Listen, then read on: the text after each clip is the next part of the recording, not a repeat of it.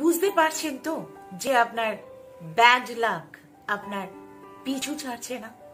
যারাই বুঝতে পারছেন যে তাদের ব্যাড লাক তাদের পিছু ছাড়ছে না, তাদের অ্যাস্ট্রোলজিক্যালি একটু বুঝিয়ে তারপর সমাধান যদি হাতে তুলে দিই, তাহলে তারা হয়তো মন দিয়ে সেই টোটকাটা বা টিপসটা লাগাতার করবেন এবং উপকৃত হবেন।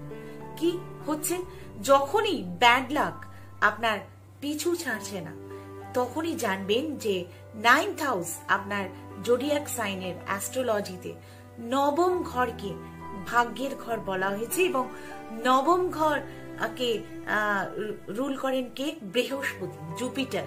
তাই বৃহস্পতিকে যদি আপনি ঠিকঠাক করে নিতে পারেন, আপনার ফেভারে নিতে পারেন, আপনার কৃপা, বৃহস্পতির কৃপা অবশ্যই আপনার দিকে যদি থাকতে পারে, তাহলে আপনার ব্যাড লাককে গুড লাকে আপনি পরিণত করতে পারবেন, গুড লাককে অ্যাট্রাক্ট করতে পারবেন। কি করছেন? প্রথমেই প্রত্যেকদিন স্নান করে আপনি যদি কাঁচা হলুদ বেটে একটু গায়ে ছুঁয়ে স্নান করতে পারেন খুবই ভালো। না হলে প্রত্যেকদিন স্নান করে কাঁচা হলুদের একটি গাঁট হলুদ সুতো দিয়ে বেঁধে আপনার সাথে রাখুন এবং একটি হলুদ কাগজে অবশ্যই 3 সংখ্যাটি লিখুন, লিখে আপনার ওয়ালেটে বা ব্যাগে আপনার সাথে নিয়ে রাখুন। এছাড়া হলুদ রঙের কোনো ধাগা আপনি গলায় বেঁধে নিন, বা ছেলেরা ডান হাতের রিস্টে, মেয়েরা বাঁ হাতের রিস্টে বেঁধে নিন। হলুদ কাপড় বেশি করে পরা শুরু করুন। এছাড়া ছোলার ডাল দান করুন।